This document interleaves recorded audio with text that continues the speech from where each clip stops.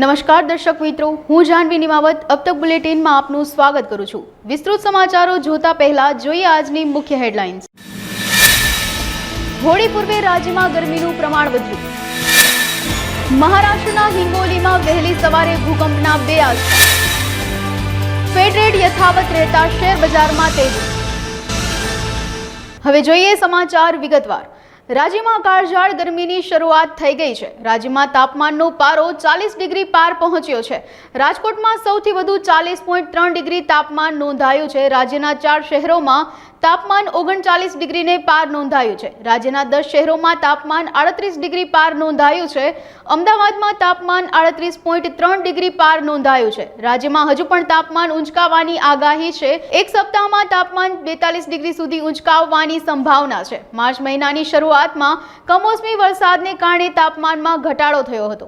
મહારાષ્ટ્ર અને અરુણાચલ પ્રદેશ આજે સવારે ભૂકંપના આંચકાથી હચમચી ગયા હતા। નેશનલ સેન્ટર ફોર સિસ્મોલોજીએ કહ્યું હતું કે દેશના પશ્ચિમી રાજ્ય મહારાષ્ટ્રમાં આવેલા ભૂકંપની તીવ્રતા રિક્ટર સ્કેલ પર 4.5 માપવામાં આવી હતી, જ્યારે ઉત્તર પૂર્વમાં અરુણાચલમાં આવેલા ભૂકંપની તીવ્રતા 3.7 હતી। વહેલી સવારે આવેલા ભૂકંપના કારણે અત્યાર સુધી કોઈ જાનમાલના નુકસાનના સમાચાર નથી। મહારાષ્ટ્રના હિંગોલીમાં ગુરુવારે એક પછી એક ભૂકંપના 2 આંચકા અનુભવાયા હતા। ફેડરલ રિઝર્વે વ્યાજ દરોમાં કોઈ ફેરફાર કર્યો નથી, જેને પગલે વિશ્વના મોટા ભાગના માર્કેટમાં તેજી જોવા મળી રહી છે। ભારતીય બજારમાં પણ આજે તેજી છે। સેન્સેક્સ 780 પોઈન્ટ જેટલો ઉછળ્યો છે, જ્યારે નિફ્ટી 240 પોઈન્ટ વધ્યો છે। વિદેશી મીડિયાના અહેવાલો અનુસાર રિઝર્વે અનુમાન લગાવ્યું હતું કે નીચા ફુગાવાના કારણે વર્ષના અંત સુધીમાં ઉધાર લાવવાનો ખર્ચ અમુક અંશે ઘટશે। ફેડ અધિકારીઓએ તેમના માર્ચ પોલિસી નિર્ણયમાં વ્યાજ દરો લગભગ 5.3% પર સ્થિર રાખ્યા હતા। વિશ્વ પ્રસિદ્ધ યાત્રાધામ બેટ દ્વારકાની પવિત્ર અવિનાશી ભૂમિ પર વિશ્વનું એકમાત્ર પિતા હનુમાન અને પુત્ર મકરધ્વજનું દાંડી હનુમાન મંદિર આવેલું છે। રામાવતાર સમયે અહીં રાવણ અને મહિરાવણ નામના રાક્ષસોએ રામ અને લક્ષ્મણને બંદી બનાવી પાતાળ લોકમાં લઈ ગયા હતા, ત્યારે તેને શોધવા હનુમાનજી આ સ્થળે આવ્યા હતા। અહીં પિતા હનુમાન અને પુત્ર મકરધ્વજ મહાયુદ્ધ થયું હતું, ત્યારે મકરધ્વજની માતાએ પુત્રની ઓળખ આપી હતી। અહીં પિતા પુત્રનું મિલન થયું હતું। આ પવિત્ર ભૂમિ પર સંત શિરોમણી શ્રી પ્રેમ ભિક્ષુકજી મહારાજ શ્રીરામ જયરામ મંત્રનું 13 મહિનાનું અનુષ્ઠાન કરી અનેક જગ્યાઓ પર અખંડ રામધૂનનો પ્રારંભ કર્યો હતો। આજે પણ એ પવિત્ર સ્થાન આવેલ છે। ઓખા બેટ દ્વારકા વચ્ચે સુદર્શન સેતુ બનતા મોટી સંખ્યામાં યાત્રિકો અને પ્રવાસીઓ અહીં આવે છે। તમે જે આ બે હનુમાનજીના દર્શન કરી રહ્યા છો, એમાં એક છે નાની મૂર્તિ જે હનુમાનજીની છે, મોટા છે એના દીકરા મકરધ્વજ। આખા વિશ્વનું એક જ મંદિર છે, બેટ દ્વારકામાં છે। જ્યારે રામ લક્ષ્મણજી એરાવણ મેરાવણ નામના રાક્ષસ હતા, રામ લક્ષ્મણજીને બદલી દેવા માટે પાતાળમાં લઈ ગયા હતા। એ સમયમાં હનુમાનજી ત્યાંથી એની શોધ કરતા કરતા આ જગ્યા પણ અહીં આવ્યા હતા। બેટ દાંડી દ્વારકાધીશનું મંદિર છે, બેટ દાંડી કહેવાય। તો હનુમાનજીને અહીંયા પાતાળ દ્વાર મળ્યું હતું। હનુમાનજીએ જેવું જોયું તો નીચે પાતાળ દ્વારમાં એમનો દીકરો મકરધ્વજ બેઠો હતો। હનુમાનજી એકબીજાને બાપ દીકરાને ઓળખતા ન હતા, એટલે જેવો હનુમાનજી પાતાળમાં પ્રવેશ કર્યો એટલે બાપ દીકરા વિશે ભીષણ યુદ્ધ થયો। એટલે હનુમાનજી વિચાર કરવા લાગ્યો, મારા એક પ્રહારથી કોઈ બીજી વાર કોઈ ઊભો નથી થઈ શકતો, આ મહાબલી છે કોણ? એટલામાં મકરધ્વજની માતા આવી, એમને કીધું, પ્રભુ આપ શેનામાં કોના સાથે તમે યુદ્ધ કરો છો? આ તો તમારો પુત્ર છે। હનુમાનજી કે હું તો અખંડ બાલ બ્રહ્મચારી છું। તો આ 5000 વર્ષ પુરાણું મંદિર છે, પ્રાચીન મંદિર છે, 13 યુગના સમયનું। ત્યાં 13 યુગના સમયનું છે। અને અહીંયા હનુમાનજીને એક સોપારી માટેનું પ્રખ્યાત છે કે હનુમાનજીને અહીંથી સોપારી માનતામાં આપવામાં આવે છે, ઘરે જઈને પૂજા કરે છે, એનો મનોકામના પૂર્ણ થાય છે, ને પાછી વિસર્જન માટે સોપારી અહીંયા મૂકવા આવી પડે છે। હનુમાનજી આ સ્વયંભૂ મૂર્તિ છે। હનુમાનજીની પાસે શસ્ત્રમાં ગદા હોય છે, આમની પાસે મગદળનો દંડ છે, જો અખાડામાં પેલો ફરાવે છે, એટલે એને હનુમાન દાંડી કહેવામાં આવે છે। આ પ્રખ્યાત છે ને અહીંયા અમારે 30 વર્ષ પહેલાંથી અમારે અન્નક્ષેત્ર નિઃશુદ્ધ અન્નક્ષેત્ર ચાલે છે। 3 ટાઈમ રહેવા જમવાની અહીંયા સુંદર વ્યવસ્થા છે। તારીખ 23/4/2024ના રોજ અહીં આ અનામિકા અને અવિનાશી ભૂમિ ઉપર જે 4 જીવંત દેવો ગણાય છે એમાંથી એક હનુમાનજી મહારાજનો જન્મોત્સવ ઉજવવાનો છે. તો સૌ ભાવિકોને પધારવા માટે હું જાહેર નિમંત્રણ આપું છું. અને સાથોસાથ તારીખ 29/4/2024ના રોજ શ્રી પ્રેમ ભિક્ષુક મહારાજની તિથિની ઉજવણી પણ અહીં હનુમાનજી મંદિરે કરવાની હોય.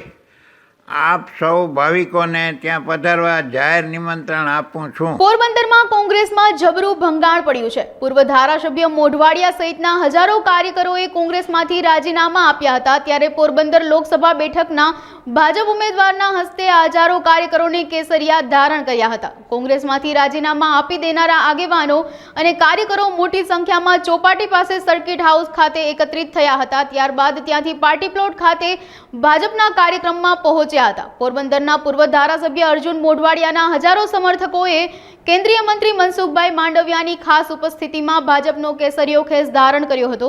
આ તકે મનસુખ માંડવિયા દ્વારા આ કાર્યકરોને ખાસ માર્ગદર્શન પૂરું પાડવામાં આવ્યું હતું. હજારો કાર્યકરોએ એક સાથે ભાજપનો ભગવો ખેસ પહેરી લેતા ભાજપી આગેવાનોએ તેઓને આવકાર આપ્યો હતો.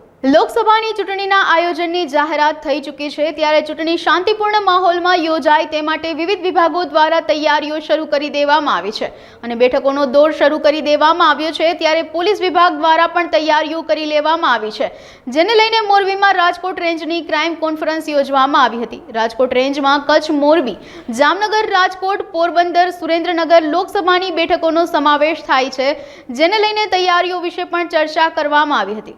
આજે રાજકોટ રેન્જની જે 5 જિલ્લાઓ છે, 5 જિલ્લાઓની મોરબી ખાતે આજે રેન્જની જે કોન્ફરન્સ એનું આયોજન કરવામાં આવેલું હતું.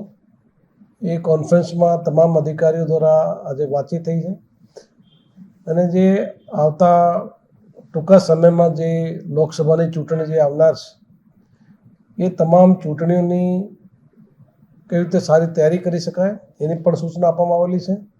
સાથે સાથે તમામ વિસ્તારોમાં પબ્લિક ખૂબ જ શાંતિપૂર્ણ રીતે, નિર્ભીક રીતે મતદાન કરી શકે એના માટે એક સારો માહોલ ઊભો કરવા માટે પણ પોલીસ દ્વારા તમામ જે કામગીરી કરવામાં આવેલી છે એ કામગીરીમાં સુધારો કરવા માટેની સૂચના આપવામાં આવેલી છે. સાથે અમારા મોરબીના જે બાકી જિલ્લાઓ છે એ જિલ્લાઓમાં પણ અત્યારે જે ઉનાળાની સિઝન આવે છે એ ઉનાળાની સિઝનમાં અમુક શું મુદ્દાઓ અહીંયા થઈ શકે છે અને મુદ્દાઓનો કેવી રીતે સોલ્યુશન પોલીસ દ્વારા કરવામાં આવનાર છે એની પણ સૂચના આપવામાં આવેલી છે. એની સાથે અમારા જે વહીવટી જે પ્રક્રિયા છે, વહીવટી મુદ્દાઓ છે, ટ્રાફિકના મુદ્દાઓ છે, પોલીસના વેલફેરના મુદ્દાઓ છે, એ તમામ મુદ્દાઓ પર પોલીસ આજે ચર્ચા કરવામાં આવેલી છે. પોલીસ સુરક્ષા સેતુ સોસાયટીના જે જુદા જુદા પ્રોગ્રામ હોય એ પ્રોગ્રામો દ્વારા પબ્લિકને, બાળકોને કેવી રીતે કામગીરી અમે ઉનાળા સિઝનમાં થઈ શકે છે એ તમામ મુદ્દાઓને આજે ચર્ચા કરવામાં આવેલી છે. કયા કયા જિલ્લાના અધિકારીઓ આ મુદ્દામાં હાજર છે, કઈ કઈ ચર્ચાઓ? આ કોન્ફરન્સમાં આજે જે રાજકોટ રૂરલ, સુરેન્દ્રનગર, જામનગર, મોરબી અને દ્વારિકા એના તમામ ડીવાયએસપી કક્ષાના અધિકારીઓ, તમામ એસપી કક્ષાના અધિકારીઓ અને તમામ પ્રોબેશનર ડીવાયએસપીને પણ અહીંયા હાજર રાખવામાં આવેલા છે. રાજકોટ રેન્જમાં અમારી જે લોકસભા ચૂંટણી આવનાર છે એમાં કચ્છ, જામનગર, રાજકોટ, સુરેન્દ્રનગર તેમજ પોરબંદર એ વિસ્તાર સમાવેશ થાય છે. તે તમામ વિસ્તારોમાં પણ પોલીસ દ્વારા જે તાલીમની વ્યવસ્થા હોય, સ્ટ્રોંગ રૂમની વ્યવસ્થાઓ, મતદાન મથકોની વ્યવસ્થાઓ એની પણ તમામ પ્રકારની સૂચના પોલીસને આજે આપવામાં આવેલી છે. પોલીસ દ્વારા અત્યારે જે એક તો ફ્લેગ માર્ચનું આયોજન કરવામાં આવેલું છે જેમાં એરિયા ડોમિનેશન પણ હોય છે. સાથે સાથે તમામ પબ્લિકને પણ અમે અપીલ કરશું કે જે જાહેરનામું થયા પછી તમામ પ્રકારના હથિયારો છે એ પોલીસ સ્ટેશનમાં જવા પડશે. એની સાથે સાથે તમામ જે ક્રિટિકલ બૂથ છે, વલ્નરેબલ બૂથ છે એ વિસ્તારોમાં પોલીસનો એરિયા ડોમિનેશન, પબ્લિક સાથે સંકલન એ તમામ પ્રકારના મુદ્દાઓ એ મીટિંગમાં ચર્ચા કરવામાં આવેલા. અંજારના એરપોર્ટ વરસામેડી હાઈવે તથા શહેરની બહાર આવેલ માર્ગ પરથી બાયપાસ જવા માટે માર્ગ બંધ હોવાથી ટ્રક માલિકોને થતી તકલીફને લઈ કચ્છ ટ્રક ટ્રેલર સોલ્ટ અને ટ્રક વેલફેર એસોસિએશન દ્વારા અંજાર નાયબ કલેક્ટરને આવેદનપત્ર પાઠવવામાં આવ્યું. ટ્રક ટ્રેલર સોલ્ટ અને વેલફેર એસોસિએશનના સંયોજક રાજેશભાઈ છાંગાએ જણાવ્યું હતું કે માર્ગ બંધ હોવાથી ટ્રાન્સપોર્ટરોના ધંધામાં ભયંકર મંદી આવી ગઈ છે. અંજારમાં આવેલ ભારે વાહનો માટેની સ્પેર પાર્ટની દુકાનો તેમજ ગેરેજના સંચાલકોને પણ આર્થિક રીતે આ પ્રવેશબંધી નડી ગઈ છે. લગભગ 8,000 લોકોની રોજીરોટી છીનવાઈ ગઈ છે. નાયબ કલેક્ટરે 2-4 દિવસમાં નિરાકરણ લાવવાની ખાતરી આપી છે. આજનો પ્રશ્ન એવો છે કે 2022ની અંદર જે જિલ્લા કલેક્ટર દ્વારા જે જાહેરનામું બહાર પાડવામાં આવ્યો હતો યોગેશ્વર ચોકડી અને એરપોર્ટ રોડ ને બંનેને નો એન્ટ્રી બાબતે, તો એના થકી અમારે અહીંયા ટ્રક ટ્રાન્સપોર્ટ વિભાગને કરોડો રૂપિયાનું વાર્ષિક નુકસાન આવે છે. સાથે અકસ્માતના પણ બનાવ વધ્યા છે ઘટવાની જગ્યાએ. જે અકસ્માત એટલે વધે છે કે ગાડીઓનો અહીંયા ભરાપો થાય છે. જે અહીંયા જે ખરાબ રસ્તો છે મોડવદર થઈને જે રસ્તાની કેપેસિટી 5-15 ટનની છે અને એના ઉપર આ લોકો પ્રશાસન દ્વારા 50-60 ટનની ટ્રકોને ત્યાંથી પસાર કરવા માટે કહે છે, જેના કારણે ત્યાં પણ અકસ્માત વધે છે. ત્યાંના પણ ગામ લોકો અમારી ટ્રકોને વારે ઘડી રોકાવે છે, અમારી ટ્રકોના ડ્રાઈવરોથી માથાકૂટું કરે છે. એટલે આ પ્રશ્ન લઈને આજે ફરીથી અમે અંજાર ડીસીને આપેલો છે કે ભાઈ જિલ્લા કલેક્ટરને ફરીથી આનો વિશે ફરી ચર્ચા કરવામાં આવે અને આ જે જાહેરનામું બહાર પાડેલું છે 2022માં એને પરત ખેંચવામાં આવે અને એરપોર્ટ રોડને 24 કલાક અમારા માટે ખુલ્લું મૂકવામાં આવે. કલેક્ટર સાહેબે અહીંયા કીધું છે 1-2 દિવસનો અમને ટાઈમ આપો, અમે ચોક્કસ તમને આ જે રોડમાંથી એક રોડ તમારા માટે ખુલ્લું મુકાવી દેશું. સુરતના સિંગણપોર વિસ્તારમાં મહિલા પોલીસ કોન્સ્ટેબલે આપઘાત કરી લીધો હતો. આ આપઘાત અગાઉ મહિલા કોન્સ્ટેબલે સુસાઇડ નોટ લખી હતી, જેના આધારે તપાસ હાથ ધરવામાં આવી હતી. આ દરમિયાન આપઘાત કરનારની રૂમ પાર્ટનરનું નિવેદન લેવામાં આવતા હર્ષનાબેન ચૌધરીને સાયબર ક્રાઇમ પર ફરજ બજાવતા પ્રશાંત ભોઈએ સાથે પ્રેમ સંબંધ હોવાનું સામે આવ્યું હતું. પ્રશાંત લગ્ન માટે ઉતાવળ કરતો હતો અને હર્ષનાબેન તૈયાર નહોતા, જેથી બંને વચ્ચે ઝઘડા થતા હતા. આ દરમિયાન હતાશામાં ગરકાવ થયેલી હર્ષનાબેને આપઘાત કરી લીધો હતો. સિંગણપુર પોલીસ સ્ટેશન ખાતે CRPC 174 મુજબ ઈડી દાખલ થયેલ છે, જેમાં હર્ષનાબેન મહેન્દ્રભાઈ ચૌધરી જે સિંગણપુર પોલીસ સ્ટેશન ખાતે નોકરી કરતા હતા અને તેઓએ હેંગ થઈને સુસાઇડ કરેલું છે. એની તપાસ સિંગણપુર પોલીસ સ્ટેશનના પોલીસ ઇન્સ્પેક્ટર જાતે કરી રહેલ છે. આ તપાસમાં એક સુસાઇડ નોટ રિકવર થયેલી હતી, જેમાં કોઈનો કોઈ નામજોગ ઉલ્લેખ નથી, પરંતુ છેલ્લી લાઇનમાં બેને એવો ઉલ્લેખ કરેલ છે કે બહુ મોટી ભૂલ કરી નાખી છે અને જેની પર ખોટો વિશ્વાસ મૂક્યો, જેને કંઈ મારી પડેલી નથી. તો આ અનુસંધાને પોલીસ અલગ અલગ એંગલથી તપાસ કરી રહેલી છે અને પારિવારિક કોઈ પ્રશ્નો છે કે નહીં અંગે તપાસ કરી રહેલી છે. એમના જે રૂમ પાર્ટનર બહેનના હતા જિગીસાબેન ગામિત, એમની પ્રાથમિક જે પૂછપરછ કરેલી એમાં એવું ધ્યાનમાં આવેલું હતું કે હર્ષનાબેન જે હતા એમને એક પ્રશાંત સીતારામ ભોઈ જે પોલીસ ડિપાર્ટમેન્ટમાં સાયબર ક્રાઇમ સેલની અંદર ફરજ બજાવે છે, તેમની સાથે પ્રેમ સંબંધ હતો. તો આ અનુસંધાને ગઈકાલે પોલીસ ઇન્સ્પેક્ટર સિંગણપુર દ્વારા પ્રશાંત સીતારામ ભોઈને બોલાવીને એની પૂછપરછ કરવામાં આવી અને સ્ટેટમેન્ટ રેકોર્ડ કરવામાં આવેલું હતું.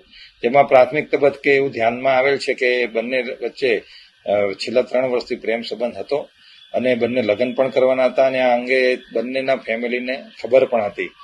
આમાં પ્રશાંત ભોઈ જે છે, જે સાયબર ક્રાઇમ સેલમાં ફરજ બજાવે છે, તેઓ મૂળ ડાંગ જિલ્લાના વતની છે અને છેલ્લા 10 દિવસથી એ પોતે ડાંગમાં હતા અને ડાંગમાં હોવાના લીધે ત્યાં કવરેજના લીધે બંનેનો સંપર્ક રહેતો નહોતો, જેથી જે હર્ષનાબેન છે થોડા ડિપ્રેશનમાં હતા અને ડાંગમાં ગયા પછી પ્રશાંત ભોઈની બાઇક સ્લીપ થયેલી હોવાથી એનો એક્સિડન્ટ પણ થયેલો હતો, જેથી આ બેનના સંપર્કમાં નહોતા.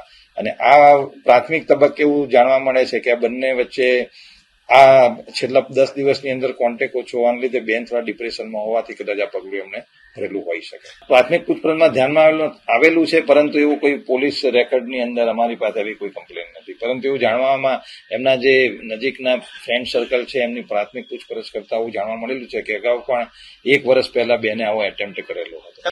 અમે કહ્યું એ જ બંનેના પ્રેમ સંબંધ હતા, એ એક્સેપ્ટ કરે છે, બંને મેરેજ પણ કરવાના હતા. બીજી એક વસ્તુ એ ધ્યાનમાં આવેલી છે કે એ લોકો વચ્ચે નાના મોટા ઝઘડા એ રીતના થતા હતા કે પ્રશાંત ભોએ પોતે જલ્દી મેરેજ કરવા માટે હતું પ્રયત્ન કરવામાં હતા અને હર્ષનાબેન છે એમને થોડોક ટાઈમ જોઈતો હતો. આ અનુસંધાને લોકો વચ્ચે નાના મોટા ઝઘડા થતા હતા અને હર્ષનાબેનને મગજમાં એવું હતું કે આને થોડીક ઉતાવળ છે મેરેજની, તો કદાચ બીજા કોઈ જોડે કરી લે, એ અનુસંધાને બંને વચ્ચે નાના મોટા ઝઘડા થતા હતા એવું પ્રશાંત પોતે સ્વીકારે છે. સાબરકાંઠાના હિંમતનગર ખાતે બસ સ્ટેન્ડ નજીક ગત 12 માર્ચના રોજ કે અશ્વિન નામની આંગણિયા પેઢીનો કર્મચારી હિંમતનગર બસ સ્ટેન્ડથી આંગણિયા પેઢીની ઓફિસ ખાતે જઈ રહ્યો હતો. તે દરમિયાન બે અલગ અલગ કારમાં આવેલા 11 વ્યક્તિઓએ આંગણિયા પેઢીના કર્મચારી સાથે લૂંટ ચલાવી હતી. આંગણિયા પેઢીના કર્મચારી પાસે ચાંદીના 19 તથા સોનાના 38 પાર્સલ જે બધું મળીને 49,40,936 રૂપિયાનો મુદ્દામાલ લૂંટી લીધો હતો. કર્મચારીને પણ ગાડીમાં બેસાડી વિજાપુર રોડ પર છોડી દેવામાં આવ્યો હતો, જેમાં સાબરકાંઠા પોલીસે 4 આરોપીની ધરપકડ કરી હતી અને 11,22,000 રૂપિયાનો મુદ્દામાલ પણ કબજે કરવામાં આવ્યો હતો. 3 આરોપીઓની બનાસકાંઠા પોલીસે અગાઉ ધરપકડ કરી હતી, જો કે હજુ 5 આરોપીઓ પકડવાના બાકી છે. તારીખ 12/3/2024ના રોજ હિંમતનગર બસ સ્ટેશન ખાતે સવારના 7:15 થી 7:30 વાગ્યાના સુમારે આંગણિયા પેઢીના 2 કર્મચારી અમદાવાદથી સોના ચાંદીના દાગીના લઈ અને ઉતરે છે, જેને અગાઉથી રેકી કરી અને 2 ગાડીમાં નંબર પ્લેટ વગરની ગાડી હતી. કેટલાક અજાણ્યા શખ્સો એમને પોલીસની ઓળખ આપી અને કેમ સોના ચાંદીના બિલ વગરના દાગીના લઈને આવો છો એવી ઓળખ આપી અને એ લોકોને ગાડીમાં બેસાડે છે અને આગળ જઈ અને એ લોકોને રસ્તામાં ઉતારી દે છે અને તેમની પાસે રહેલા પાર્સલ એ લઈ જાય છે, જેની કિંમત આશરે 49,40,000 જેટલી હતી.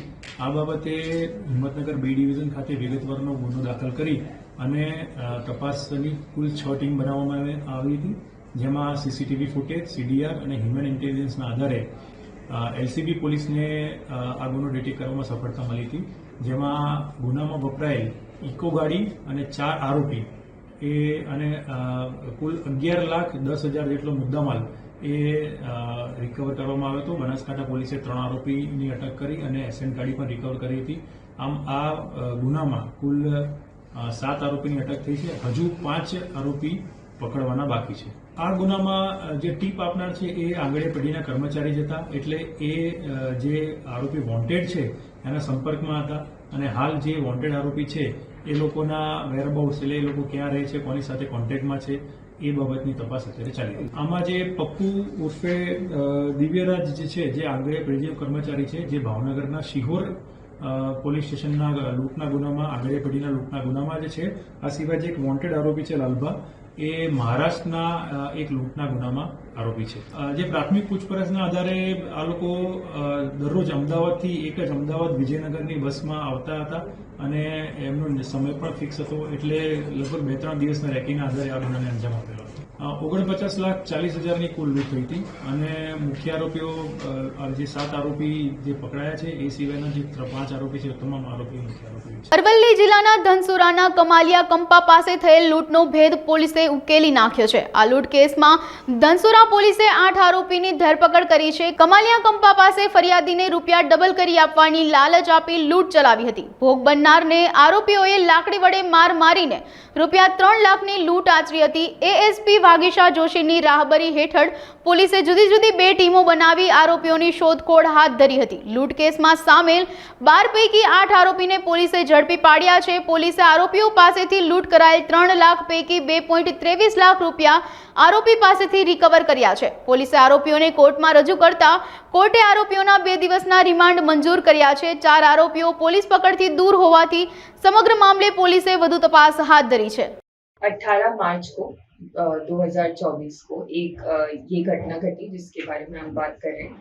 राजेश कुमार मनोहर भाई पटेल हमारे कंप्लेनेंट, उनको शाम को उनके पास से 3 लाख रुपए ले लिए गए और जो अपराधी हैं वो 2 गाड़ियों में आए, उनको रोका, मारा पीटा और पैसे लेके भाग गए. इसकी कंप्लेन हमें देर रात मिली और इसके जस्ट बाद कंप्लेन लेते ही हमने राठौड़ साहब की लीडरशिप में 2 टीम्स बनाई और उन 2 टीम्स ने बहुत ही जल्दी एफर्ट किया और एक के बाद एक आरोपी को पकड़ा. जानने में ये आया कि ये जो कंप्लेनेंट है इनको लालच दिया गया था कि इनकी मजबूरी का फायदा उठा के कि आपके पैसे डबल कर दिए जाएंगे. तो इसी जिसने लालच दिया पहले उसे ही पकड़ा गया और उसके बाद उसने कुछ लोगों के नाम लिए. फिर उसके बाद हम ऐसे करते करते लिंक बना के बाकी अक्यूज तक पहुंचे. कुल मिला के अभी तक हमने 8 अक्यूज्ड को अरेस्ट कर लिया है और उनके फर्दर तपास के बाद ये पता चला है कि 4 अभी बाकी हैं. उसके अलावा अभी 2 कार की रिकवरी बाकी है, लेकिन अच्छी बात यह है कि हमने 3 लाख में से 2,23,000 रुपए बरामद कर लिए हैं, तो अच्छी रिकवरी हमें देखने को मिली है। और तपास के बारे में जो डिटेल्स हैं वो आप राठौड़ साहब। જેની અંદર 8 આજે બનાવ બન્યો પછી 8 આરોપી પકડાયા છે. 8 આરોપી પકડાયા જેમની જોડેથી 2,23,000ની રિકવરી થઈ છે. બાકીની ઇકો ગાડી છે અને એક બ્રેઝા ગાડી છે જે કબજે લેવાની બાકી છે અને એક મોટરસાઇકલ જેનો ઉપયોગ આ બનાવના કામને થયો હતો એ પણ કબજે લેવાની બાકી છે. એ ઉપરાંત જે 4 આરોપી છે એ પકડવાના બાકી છે અને અમને નામદાર કોર્ટમાં રજૂ કરી અને રિમાન્ડની પ્રોસેસ કરી હતી. નામદાર કોર્ટે આજના દિન 2ના રિમાન્ડ મંજૂર કરેલા છે. આગળની તપાસ ચાલુ છે. વાપીમાં ફરિયાદી કંપનીના ચાર્ટર્ડ એકાઉન્ટન્ટ દ્વારા જ કંપનીનું લાખો રૂપિયાનું ફુલેકું ફેરવી દેવાની હકીકત બહાર આવતા જ ચકચાર મચી ગઈ છે. રૂપિયા 63.45 લાખનું શ્રદ્ધા કન્સ્ટ્રક્શન સાથે ઠગાઈ કરનાર આરોપી સીએની ધરપકડ કરી પોલીસે ઊંડાણપૂર્વક તપાસ હાથ ધરી છે. આગામી તપાસમાં આ ઠગ સીએએ આચરેલ અનેક કારનામાઓ બહાર આવવાની શક્યતા જોવાઈ રહી છે. વાપી જીઆઈડીસી પોલીસ સ્ટેશનમાં સ્મિત દિનેશભાઈ પટેલ જે શ્રદ્ધા કન્સ્ટ્રક્શન વ્યવસાય કરે છે એમણે ફરિયાદ પોતાના સીએ વિરુદ્ધ લખાવેલી છે. એ ફરિયાદના કામે આજે વાપી જીઆઈડીસી પોલીસે કાંતિભાઈ કરશનભાઈ પટેલ નામના સીએની ધરપકડ કરેલ છે. ફરિયાદીના જણાવ્યા પ્રમાણે એમના સીએ એમની સાથે 63,45,000 રૂપિયા જેટલી છેતરપિંડી કરેલાની હકીકત લખાવેલ છે. ફરિયાદી જે છે એને જીએસટીના નાણાં ભરવા માટે આ સીએને એના બેંક એકાઉન્ટમાં પૈસા ટ્રાન્સફર કરેલા અને સીએ ફરિયાદીને વિશ્વાસ આપેલો કે ભાઈ તમારા જીએસટીના નાણાં હું જીએસટીમાં ભરીશ અને એના ચલણ એમને આપી દઈશ. આ વિશ્વાસના આધારે ફરિયાદીએ નાણાં ટ્રાન્સફર કરેલા અને સીએ ખોટા ચલણો બનાવી અને ફરિયાદીને આપેલા. ફરિયાદીને જીએસટી વિભાગમાંથી નોટિસ આવતા ખબર પડેલ કે પોતાના જીએસટીના નાણાં એમના સીએ ભરેલ નથી અને ખોટા ચલણો બનાવી એમને આપેલા છે. જેના આધારે ફરિયાદીએ જીઆઈડીસી પોલીસ સ્ટેશનમાં ફરિયાદ આપેલી, જે ફરિયાદ રજીસ્ટર કરી આરોપીને અટક કરેલ છે અને હાલ આરોપી 3 દિવસના રિમાન્ડ ઉપર છે. પ્રાથમિક તપાસમાં એ મુંબઈમાંથી 2004માં સીએ થયેલોનું જણાવે છે. આરોપી હાલ રિમાન્ડ ઉપર છે. આરોપીએ આ પ્રકારની છેતરપિંડી કેટલા લોકો સાથે કરેલી છે, કેવી રીતે કરેલી છે, આરોપીએ જે પૈસા મેળવ્યા છે એ પૈસાનો શું ઉપયોગ કરેલ છે, જે બાબતની તપાસ જીઆઈડીસી પોલીસ સ્ટેશન કરી રહી છે. સુરતમાં સલાબતપુરા પોલીસ સ્ટેશન હદ વિસ્તારમાં અસામાજિક તત્વોનો આતંક સામે આવ્યો હતો. ચિયા ગેંગના ઇસમોએ 2 યુવકો પર હુમલો કર્યો હતો. આ સમગ્ર ઘટના સીસીટીવી કેમેરામાં કેદ થઈ ગઈ હતી. આ સમગ્ર મામલે સલાબતપુરા પોલીસે અસલમ શેખની ફરિયાદના આધારે ચિયા ગેંગના રોજાન ઉર્ફે સદામ સૈયદ અને રાજીફ ઉર્ફે કાલિયા શેખની ધરપકડ કરી છે. સલાબતપુરા પોલીસ સ્ટેશન વિસ્તારમાં એક મસ્જિદ પાસે 4 વ્યક્તિઓ આવીને મસ્જિદમાંથી બહાર આવનાર વ્યક્તિ શેખ અસલમને એવું કહે કે તે આ મસ્જિદની ટોપી પહેરીને કેમ બહાર ફરે છે. એ બાબતે બંને લોકો વચ્ચે બોલાચાલી થયેલ. જે બોલાચાલી અનુસંધાને જે સામેવાળા 4 વ્યક્તિઓ છે જેમાં એકનું નામ વાજીદ ઉર્ફે ચિયા છે, વાજીદ ઉર્ફે ચિયા મલિક, એકનું નામ છે અય્યાઝ ઉર્ફે બુરુ મલિક, એકનું નામ છે રોઝાન ઉર્ફે સદામ અને એકનું નામ છે રાજીક ઉર્ફે કાલિયા. આ 4 વ્યક્તિઓએ શેખ અસલમ નામના વ્યક્તિને ધોકા અને બીજા ઘાતક હથિયારો વડે માર્યો હતો. જેના અનુસંધાને પોલીસે આ 4માંથી 2 વ્યક્તિઓની ધરપકડ કરી છે. 2 વ્યક્તિઓની ધરપકડ માટે પોલીસ અત્યારે તેઓને શોધી રહેલ છે. આ બનાવમાં હકીકત એ મુજબ હતી કે જ્યારે ફરિયાદી મસ્જિદમાંથી નમાઝ પઢીને, જે રમઝાનનો સમય અત્યારે ચાલી રહ્યો છે, ત્યારે તેઓ રોજા માટેના સામાન લઈ અને જતો હતો અને મસ્જિદમાંથી નમાઝ પઢીને બહાર આવ્યા હતા. આ દરમિયાન સામેવાળા વ્યક્તિઓએ તેને એવી રીતના વાત કરી હતી કે તું આ ટોપી પહેરીને કેમ બહાર ફરે છે. આ બાબતે તેઓ વચ્ચે બોલાચાલી થઈ. હાલ સમાચારોમાં બસ આટલું. વધુ સમાચારો માટે જોતા રહો અબ તક. નમસ્કાર.